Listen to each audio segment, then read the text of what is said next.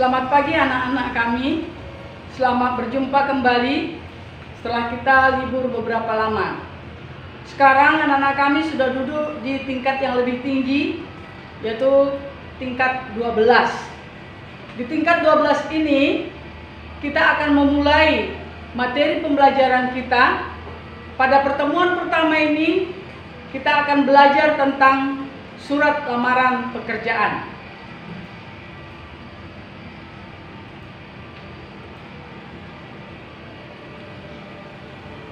Adapun tujuan pembelajaran kita tentang surat lamaran pekerjaan adalah: 1.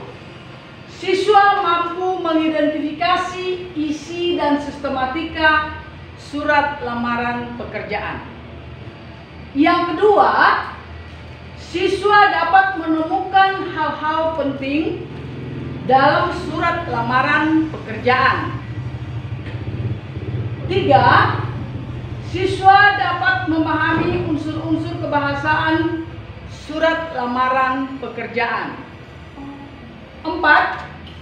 Siswa dapat menyusun surat lamaran pekerjaan dengan memerhatikan isi, sistematika, dan kebahasaan surat lamaran pekerjaan. Sekarang kita akan memasuki pengertian dari surat lamaran pekerjaan. Apa itu surat lamaran pekerjaan? Di sini ada ibu buatkan pengertian dari surat lamaran pekerjaan.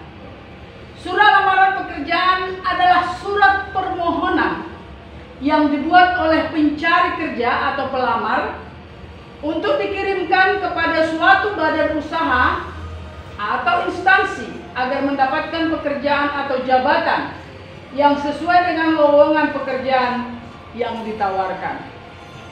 Sebenarnya sebelum kita lanjut membicarakan tentang surat lamaran pekerjaan ini, sudah harus tahu anak-anak kami semua dan sudah kita pelajari fungsi dari surat.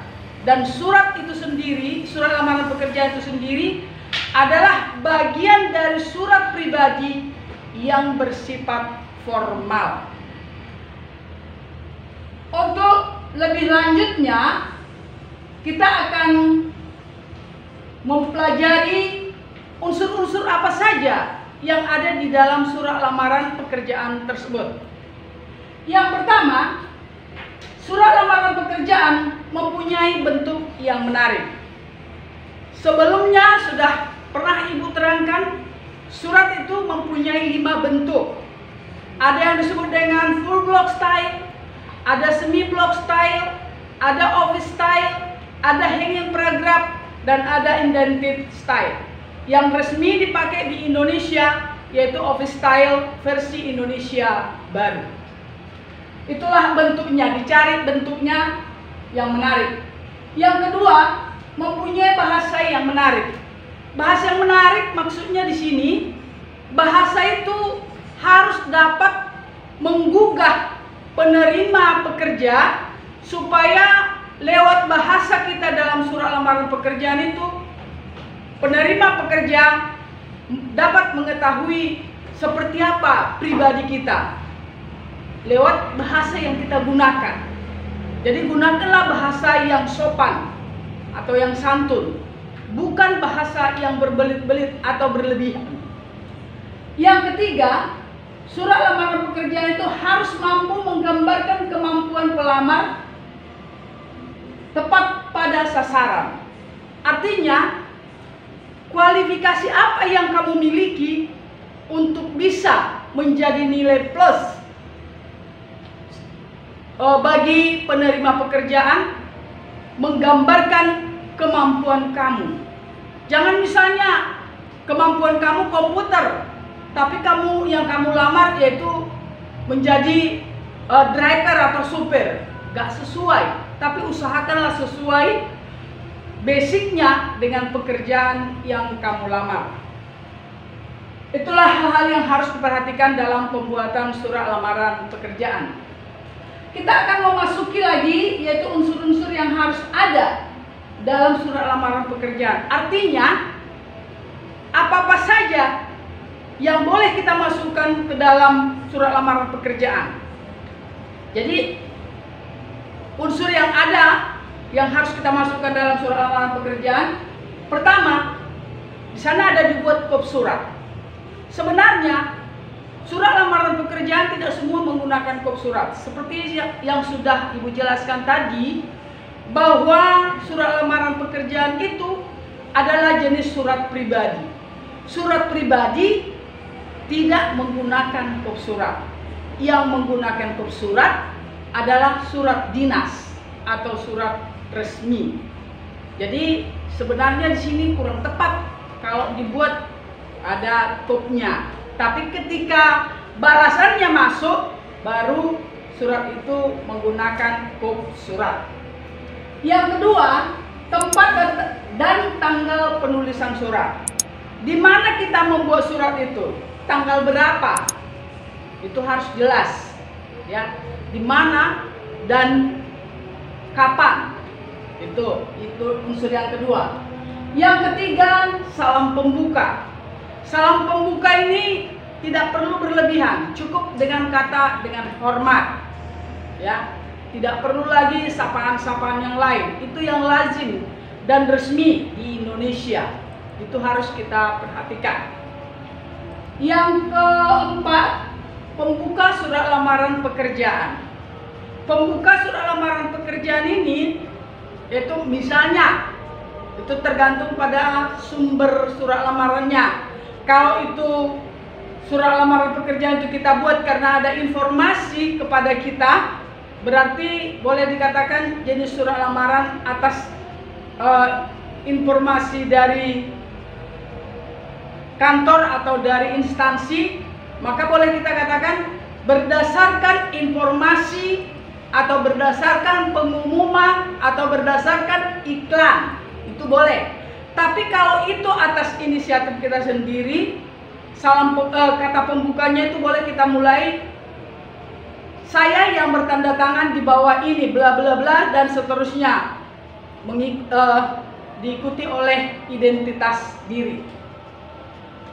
Yang berikutnya, tujuan surat lamaran pekerjaan. Apa tujuan kita membuat surat lamaran pekerjaan itu? Dan pekerjaan apa yang kita butuhkan sesuai dengan surat lamaran pekerjaan yang kita kirimkan. Jangan hanya dibuat supaya Bapak menerima saya bekerja di perusahaan Bapak. Tidak disebutkan sebagai apa. Jadi andaikan misalnya mereka membutuhkan hanya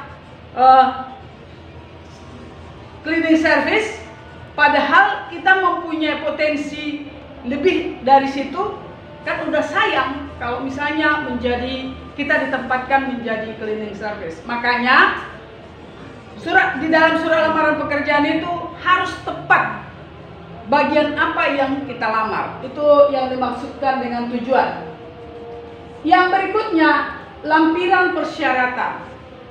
Ketika kita membuat surat lamaran pekerjaan, ada lampiran yang kita lampirkan. Misalnya pas foto, fotokopi ijazah, fotokopi KTP, fotokopi dan lain sebagainya. Harus jelas dan itu dituliskan di dalam lampiran. Yang berikutnya yaitu penutup. Penutup surat lamaran pekerjaan ini juga agak sering rancu. Ada banyak orang membuatnya atas perhatian Bapak atau Ibu. Saya ucapkan banyak-banyak terima kasih. Tidak perlu kata banyak-banyak terima kasih, tapi cukup mengucapkan terima kasih. Jadi di dalam pembuatan surat lamaran pekerjaan itu tidak perlu berlebihan, tidak perlu menghibah-hibah. Gunakan bahasa yang efektif, tapi dapat dipahami oleh orang lain. Dan yang terakhir yaitu tanda tangan serta nama yang jelas. Itu harus. Tanda tangan itu menunjukkan bahwa kita itu benar-benar serius dan kita benar-benar bertanggung jawab membuat surat lamaran pekerjaan tersebut. Itu termasuk bagian-bagian dari surat lamaran pekerjaan. Kita lanjutkan anak-anak semuanya dengan syarat-syarat surat lamaran pekerjaan. Kalau kita mau membuat surat lamaran pekerjaan, Sebaiknya surat lamaran itu harus memakai bahasa yang baik. Itu tadi sudah saya jelaskan. Ada dibuat di sana ditulis dengan tulisan tangan. Kalau sekarang sudah rata-rata menggunakan komputer. Sebenarnya dengan tulisan tangan itu sudah bisa menunjukkan kepribadian kita sendiri. Yang berikutnya, bahasa tadi sudah Ibu jelaskan bahasa yang baik itu seperti apa. Baru berisikan hal-hal yang berhubungan dengan identitas pelamar. Identitas pelamar itu nama lengkap, alamat yang jelas, pendidikan itu harus ada. Untuk pertemuan kita hari ini, pertemuan kita yang pertama sampai di sini dulu. Kita akan lanjutkan minggu berikutnya untuk pertemuan yang kedua, lanjutan dari surat lamaran pekerjaan. Atas perhatian anak-anak kami semua, Ibu ucapkan terima kasih. Salam sehat selalu. Jaga diri supaya kita tetap dalam keadaan sehat. Terima kasih.